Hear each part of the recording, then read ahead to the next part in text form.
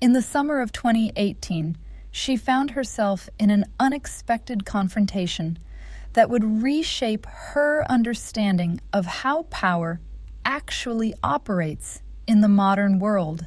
Dr. Sarah Chen, an international relations professor at Oxford, had been invited to a private dinner in Geneva with 12 prominent European diplomats. The conversation turned, as it often did in such circles, to the Israeli problem. One after another, these sophisticated representatives of European civilization expressed their bewilderment. "Why can't they just make peace?" asked the French ambassador. "Don't they see their behavior is creating more enemies?" pressed the German representative. "How can a democracy act so undemocratically?" demanded the Dutch delegate. But as Dr. Chen listened to this familiar chorus of confusion and condemnation, she experienced a moment of uncomfortable clarity. These diplomats were not really talking about Israel. They were talking about themselves. Every criticism, every expression of moral outrage, every demand for Israeli restraint was actually a projection of their own civilizational anxieties about what they might become if they faced the same existential pressures. The uncomfortable truth she discovered that night was that Israel doesn't just occupy Palestinian territory. It occupies the Western imagination as a dark mirror, reflecting back all the uncomfortable questions that liberal democracies prefer not to ask about themselves. Because when you strip away the moral rhetoric and political posturing, Israel is not an aberration from Western values. It is their logical conclusion under pressure.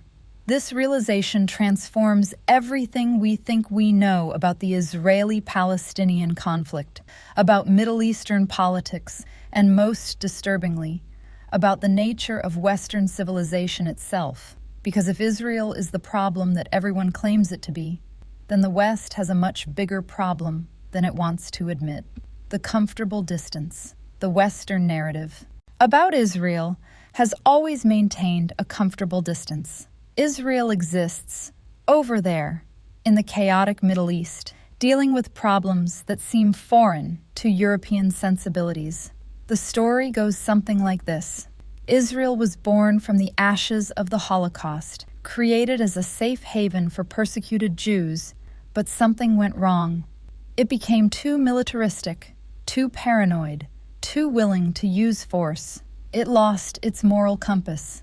This narrative serves a crucial psychological function for Western audiences. It allows them to maintain their belief in the essential goodness and rationality of their own societies, while expressing moral disapproval of Israel's excesses. The message is clear. We are civilized, they are not. We believe in dialogue and diplomacy. They believe in walls and weapons. We have evolved beyond such primitive responses. They have not. But what if this comfortable distance is an illusion?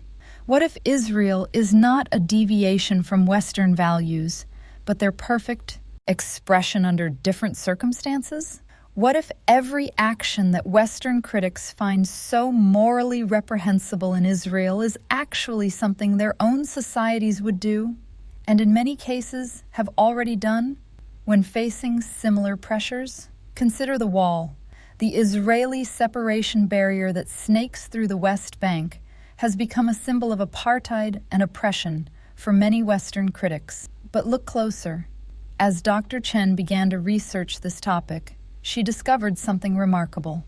Every single European country that criticizes Israel for building walls has built walls of its own. Hungary built a wall to keep out Syrian refugees. Spain built walls around its North African enclaves. The United States has been building walls along its southern border for decades. The difference is not that Israel builds walls and the West doesn't. The difference is that Israel's walls are visible, controversial, and constantly scrutinized, while Western walls are normalized, accepted, and largely ignored by their own media. The security state mirror. The deeper Dr. Chen dove into her research, the more disturbing the parallels became. Take surveillance. Western critics often point to Israel's sophisticated monitoring of Palestinian communications, its network of checkpoints, its database of biometric information, as evidence of a police-state mentality. But Israel's surveillance capabilities pale in comparison to what exists in most Western countries today. The United States monitors every phone call, every email, every internet search of its own citizens through programs far more comprehensive than anything Israel has ever implemented. Britain has more surveillance cameras per capita than any other country in the world. France has used emergency laws to detain suspects without trial for months at a time. The only difference is context. When Western countries do these things, it's called national security. When Israel does them, it's called oppression. The technology is the same. The methods are the same. Even the justifications are remarkably similar, but the moral framework applied to them is completely different. This double standard reveals something profound about how the Western mind processes information about itself versus information about others. Israel serves as a kind of psychological dumping ground, where Western societies can project all their own authoritarian impulses and then criticize them safely without having to confront them directly. The democratic contradiction. Perhaps nowhere is this projection more evident than in discussions of democracy. Western critics frequently argue that Israel cannot be both democratic and oppressive, that its treatment of Palestinians reveals the hollowness of its democratic claims. But this critique reveals a fundamental misunderstanding of how democracy actually functions in the modern world. Every democracy in history has had excluded populations. American democracy coexisted with slavery for nearly a century, and with legal segregation for another century after that. British democracy ruled over hundreds of millions of colonial subjects who had no voice in the system that governed them. French democracy presided over an empire that denied basic rights to most of its subjects. The uncomfortable truth is that democracy has never been universal. It has always been particular, always been limited to a specific group defined by citizenship, race, religion, or some other boundary. What makes Israel unusual is not that it excludes certain populations from full participation in its democratic system, but that this exclusion is visible, contested, and constantly debated. Most Western democracies have managed to either grant citizenship to their excluded populations or make them invisible through immigration laws, economic segregation, or physical distance. Israel's excluded population lives right next door, making the contradiction impossible to ignore. But the contradiction itself is not unique to Israel. It is fundamental to how democracy has always operated. The violence question. The most emotionally charged criticism of Israel concerns its use of military force. Western observers express horror at Israeli military operations in Gaza, at the destruction, at the civilian casualties, at what appears to be disproportionate use of force. These operations are frequently described as war crimes, as violations of international law, as examples of state terrorism. But, examined in global context, Israeli military operations are remarkably restrained by historical standards. The civilian casualty rates in Israeli military operations are significantly lower than those in comparable NATO operations in Afghanistan, Iraq, Syria, or Libya. Israeli forces give advance warning of attacks, abort missions when civilian casualties seem likely, and conduct investigations when operations go wrong. None of this is to suggest that Israeli military operations are without moral problems or that civilian casualties are acceptable. The point is that the standard applied to Israeli military actions is far higher than the standard applied to similar actions by Western militaries, and this double standard serves a specific psychological function. By focusing obsessively on Israeli violence while largely ignoring or rationalizing Western violence, Western societies can maintain their self-image as peaceful, law-abiding, and morally superior, while continuing to engage in military actions that produce far more destruction and civilian casualties than anything Israel has ever done. The settler-colonial mirror. Recent academic discourse has increasingly framed Israel as a settler-colonial state, comparing it to historical European colonial projects and arguing that this framework explains its oppressive policies toward Palestinians. But this analysis reveals more about Western guilt than about Israeli reality. The uncomfortable truth is that every Western society is built on settler colonialism. The United States, Canada, Australia, New Zealand, Argentina, and most of Latin America exist because European settlers displaced or eliminated indigenous populations and established new societies on their land. The difference is that most of these colonial projects were completed successfully. The indigenous populations were reduced to small, marginalized communities that no longer pose any threat to the colonial society. Israel's colonial project, if we accept that framework, was never completed. The Palestinian population was never eliminated or successfully marginalized. Instead, it has grown, maintained its national identity, and continued to resist Israeli control.